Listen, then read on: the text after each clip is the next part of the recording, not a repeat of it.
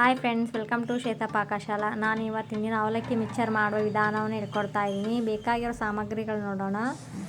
1 ಬೌಲಷ್ಟು ದಪ್ಪನ ಅವಲಕ್ಕಿ ತೊಗೊಂಡಿದ್ದೀನಿ. 1 ಸ್ಪೂನಷ್ಟು ಅಚ್ಚ ಖಾರದ ಪುಡಿ ತೊಗೊಂಡಿದ್ದೀನಿ. ಒಣ ಕೊಬ್ಬರಿ ತುರ್ಕೊಂಡಿದ್ದೀನಿ ಈ ರೀತಿಯಾಗಿ ದೊಡ್ಡದಾಗಿ. 1 ಬೌಲಷ್ಟು ಶೇಂಗಾ ಬೀಜ ತೊಗೊಂಡಿದ್ದೀನಿ. 1 ಗಡ್ಡೆ ಬೆಳ್ಳುಳ್ಳಿ ತೊಗೊಂಡಿದ್ದೀನಿ, ಜಜ್ಕೋಬೇಕು ಇದನ್ನು. 1/4 ಸ್ಪೂನ್ ಅರಿಶಿನ ತೊಗೊಂಡಿದ್ದೀನಿ. 1 ಬೌಲಷ್ಟು ಹಸಿ ಕರಿಬೇವು ತೊಗೊಂಡಿದ್ದೀನಿ. ಮಾಡುವ ವಿಧಾನ ನೋಡೋಣ. ಎಣ್ಣೆ ಕಾಯ್ದಿದೆ. ಇವಾಗ ಅವಲಕ್ಕಿ ಹಾಕ್ತಾ ಫ್ರೈ ಮಾಡ್ಕೋಬೇಕು. ನೋಡಿ, ಈ ರೀತಿಯಾಗಿ ಎಣ್ಣೆ ಚೆನ್ನಾಗಿ ಕಾಯಬೇಕು. ಚೆನ್ನಾಗಿ ಕಾದಷ್ಟು ಅವಲಕ್ಕಿ ಚೆನ್ನಾಗಿ ಫ್ರೈ ಆಗುತ್ತೆ. ನೋಡಿ ಎಷ್ಟು ಚೆನ್ನಾಗಿ ಉಬ್ಕೊಂಬಂದಿದೆ. ಎಲ್ಲ ಅವಲಕ್ಕಿನ ಇದೇ ರೀತಿಯಾಗಿ ಮಾಡ್ಕೋಬೇಕು. ದಪ್ಪನ ಅವಲಕ್ಕಿ, ಕರ್ದ ಅವಲಕ್ಕಿ ತುಂಬ ಚೆನ್ನಾಗಿರುತ್ತೆ. ನೋಡಿ, ಈ ರೀತಿಯಾಗಿ ಎಲ್ಲದನ್ನು ಕರ್ಕೋಬೇಕು.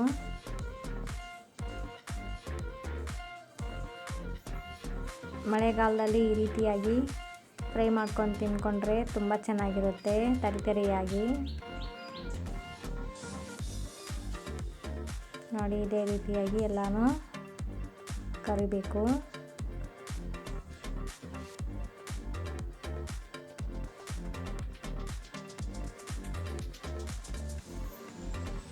ನೋಡಿ ಎಷ್ಟು ಚೆನ್ನಾಗಿ ಬಂದಿದೆ ಅವಲಕ್ಕಿ.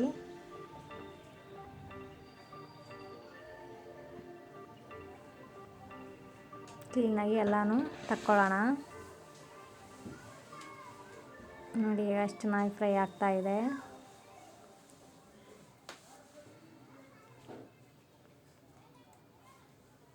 ಸ್ವಲ್ಪ ಹಾಕ್ಕೊಂಡು ಎಲ್ಲನೂ ಫ್ರೈ ಮಾಡ್ಕೋಬೇಕು.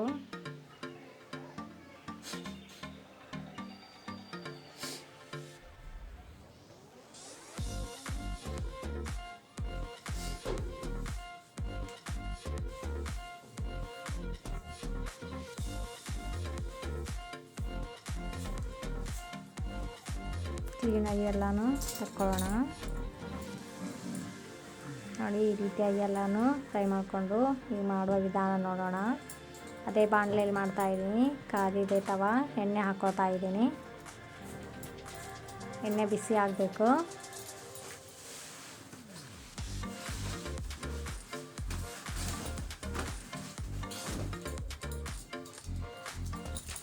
ಬಿಸಿ ಆಗ್ತಾ ಇದೆ ನೋಡಿ ಎಣ್ಣೆ.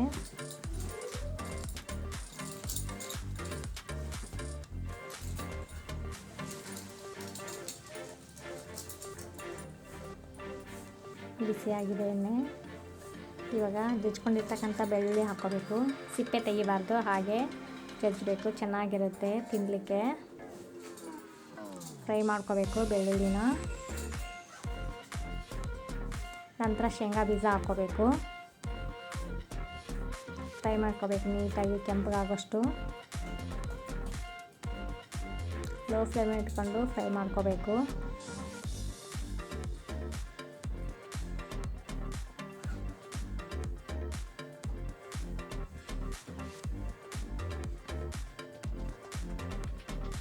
ನೋಡಿ, ಫ್ರೈ ಆಗ್ತಾ ಇದೆ. ತುರಿದಿರ್ತಕ್ಕಂಥ ಒಣ ಕೊಬ್ಬರಿ ಹಾಕ್ಕೋಬೇಕು.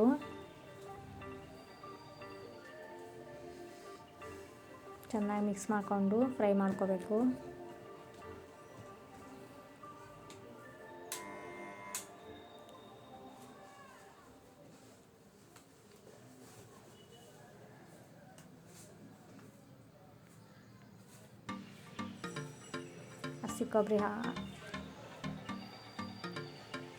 ಹಸಿ ಕರಿಬೇವು ಹಾಕ್ಕೋಬೇಕು. ಚೆನ್ನಾಗಿ ಮಿಕ್ಸ್ ಆಗಬೇಕು. ಹಸಿ ಕರಿಬೇವು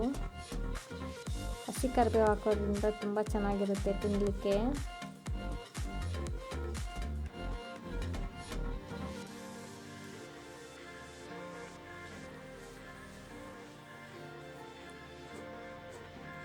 ಇಲ್ಲಿ ಎಲ್ಲದನ್ನು ಫ್ರೈ ಮಾಡ್ಕೋಬೇಕು ಈ ರೀತಿಯಾಗಿ. ಈಗ ಒಣಮೆಣ್ಸಿನ್ಕಾಯಿ ಹಾಕ್ಕೋಬೋದು. ಆಪ್ಷನ್ ಬೇಕಂದರೆ ಹಾಕ್ಕೋಬೋದು, ಬೇಡ ಅಂದರೆ ಬಿಡೋಕು. ಒಣ ಮೆಣಸಿನ್ಕಾಯಿ ಹಾಕ್ಕೊಂಡ್ರೆ ತುಂಬ ಚೆನ್ನಾಗಿರುತ್ತೆ. ಖಾರ ಹಾಕ್ತೀವಲ್ಲ, ಅದರಿಂದ ಆಪ್ಷನ್ ಇದು. ಹಾಕ್ಕೊಂಡ್ರೆ ನಡೆಯುತ್ತೆ, ಹಾಕದಿದ್ರು ನಡೆಯುತ್ತೆ. ನೋಡಿ, ಹಚ್ಚ ಖಾರದ ಪುಡಿ ಹಾಕ್ಕೋಬೇಕು. 1 ಅಥವಾ 1.5 ಸ್ಪೂನಷ್ಟು.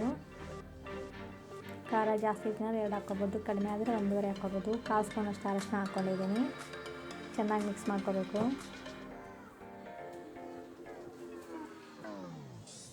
ನೋಡಿ, ಚೆನ್ನಾಗಾಗಿದೆ, ರೆಡಿ ಆಗ್ತಾ ಇದೆ ಅವಲಕ್ಕಿಗೆ ಒಗ್ಗರಣೆ.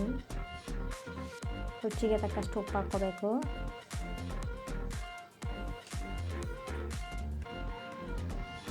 ಚೆನ್ನಾಗಿ ಮಿಕ್ಸ್ ಮಾಡ್ಕೋಬೇಕು.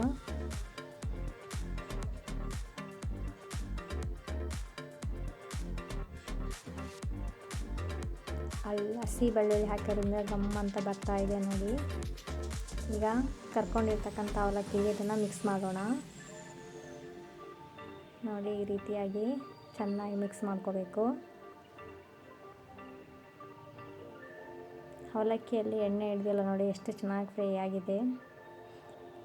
ಎಣ್ಣೆ ಎಲ್ಲ ಡ್ರೈ ಆಗಿಬಿಟ್ಟಿದೆ ನೋಡಿ. ತಿನ್ನಲಿಕ್ಕೆ ತರಿತರಿಯಾಗಿ ತುಂಬ ಚೆನ್ನಾಗಿರುತ್ತೆ. ಮಳೆಗಾಲದಲ್ಲಿ ಚಳಿಗಾಲಕ್ಕೆ ಚೆನ್ನಾಗಿ ಮಿಕ್ಸ್ ಮಾಡ್ಕೋಬೇಕು.